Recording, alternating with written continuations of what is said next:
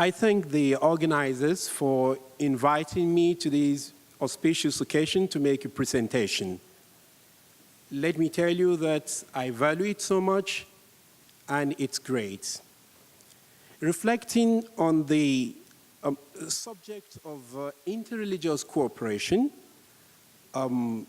religious freedom and social stability, I'd like to premise my short remark first on the fact that today religion and the faith community is under siege. It appears to me like religion is at the center of the circumference, and people on the edges are asking existential questions. Why religion? What is the purpose? What value has it added to our lives? Are we not better off without religion? Why the tension? Is God there at all? Does he exist? Why are religious communities antagonistic of one another? These are the questions that, to my mind, the religious community must come together and answer. Otherwise, the increasing wave of secularism is already pushing religion and even God to the edges. And justly so, people are tired.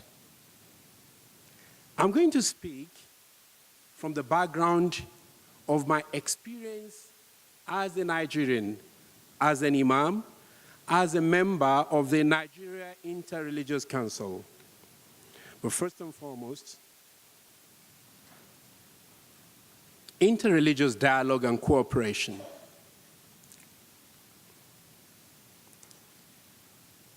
As people of different faiths coming to a mutual understanding and respect that allows them to live and cooperate with each other in spite of their differences. It is an arrangement of cooperative and positive interaction between people of different traditions at both the individual and institutional levels. Each party remains true to their religious convictions while respecting the rights of others to practice their faiths freely. This, theoretically, is the definition of interreligious dialogue and cooperation. Our experience in Nigeria is that though there is a Nigeria Interreligious Council, which is supposed, among others, to ensure that there is an increased mutual understanding and good relations, especially between Muslims and Christians. By the way, in Nigeria, Muslims and Christians are evenly, balanced. Muslims constitute about 65% of the population, Christians about the rest. There is nobody in Nigeria, at least officially, that does not belong to either the Islamic or the Christian faith. Everyone in Nigeria is religious. So I can say Nigeria is a deeply religious country, deeply religious. It's even remarked that Nigeria is the most religious country in the world and the happiest set of human beings on the surface of the earth. Whether this is true or not, I may not be able to say here now. Nigeria is a thoroughly pluralistic society. Nigeria is divided into zones, geographical zones, geopolitical zones. You have the north that is predominantly Muslims. You have the southwest where you have, Muslims and Christians almost equal. You have the east where it is predominantly Christians and other adherents of the faith. Now, in the southwest where I come from, we have more than 200 different religions. And I want to underline, 200 different religions among the Yorubas.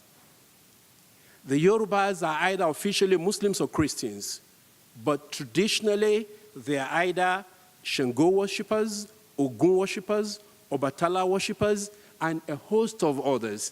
In one family, you can find the head of the family belongs to Oshu. The mother of the house may be an Ifa worshipper, and they live peacefully. There has never in history been an incidence of antagonism or conflict or violence. So coming from this background, you wonder why you get the kind of news out of Nigeria, especially of Boko Haram, and this is what we're going to do. Now, the cooperative and positive interaction between people of different traditions at both the individual and institutional levels is what the Nigeria Interreligious Council is set up to do. Each party remains true to their religious convictions while respecting the rights of others to practice their faith freely. Now,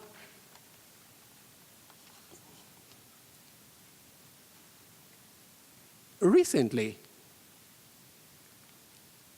in our country, Nigeria, the news had been that of violence, religious extremism, the radicalization of the younger elements, especially through the phenomenon of the Boko Haram. The Muslim and the Christian community and the leadership of these faith communities have officially been working together.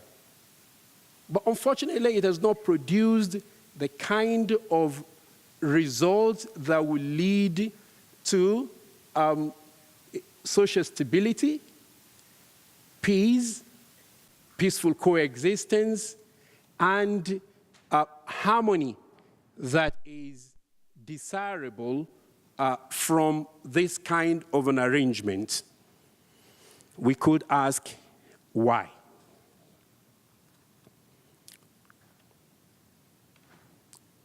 Starting from Jos, for those who follow Nigeria closely, where there has been an outbreak of so-called religious violence through Bauchi to Maiduguri in the northeast of Nigeria. The reason has been far from religion itself. It has been more social, economic, ethnic, and political, rather than the religious differences between the Nigerian Muslims. In the southwestern states of Nigeria, every family has Muslim members, Christian members, and people who belong to traditional faith. They have lived together peacefully over the years. They celebrate festivals together. They share in social and community work. By the way, Nigeria is officially a secular country, constitutionally, even if it is practically a multi-religious society, a multi-religious country. And this is a huge debate in Nigeria between Nigeria being a secular state and a multi-religious state where each religious community have the freedom to practice their faith, to express their religious identity. In fact, Nigeria has a plurality of laws. In the north of Nigeria, you have the penal code, and in the south of Nigeria, you have the criminal code. The penal code is informed mainly by the Muslim personal law, which is a derivative of the Sharia law. It is called Islamic personal law. In the north, also, you have the Sharia courts. Sharia courts of appeal handle Islamic personal law matters, matters relating to marriage, to divorce, to custody of children, to inheritance, and the rest. This has been the arrangement since the independence, and it has been a very peaceful arrangement. The government sits to regulate relation until the politicization of religious sentiments, the hijacking of religious sentiments, religious convictions, ethnic discontent that is exploiting religion as a vehicle of the manifestation of the inherent dissatisfaction that is arising from the inequalities, especially by the elites. Generally in Nigeria, there is relative religious freedom. There is no part of Nigeria that is exclusively Muslim. There is no part of Nigeria that is exclusively Christian. You find Muslims in the north, you find Christians in the north of Nigeria, and until very recently, due to political reasons, they practice the religion without let and hindrance. And you find Muslims in the southern and the eastern part, mainly the eastern part of Nigeria. They practice the religion. Igbos, who are mainly from the east, who are mainly Christians, Catholics, live predominantly in the north. And they have churches. They practice the religion freely. Now, this now takes us to the issue of the connection between interreligious cooperation, interreligious dialogue, religious freedom, and social stability. Of course, it could be better in Nigeria today, politically, economically, and socially. The social cohesion is challenged. Relative political instability, gross economic underdevelopment as a result of corruption. Now, because it is a predominantly religious community, this discontent found expression in religion and religious expression, by the way. Distinction is made between religious experience and religious expression, where religious experience is the conviction of the faith and its practice, and religious expression is the outward show of religiosity. In Nigeria, you have, on an average, in a street, you could have 50 churches.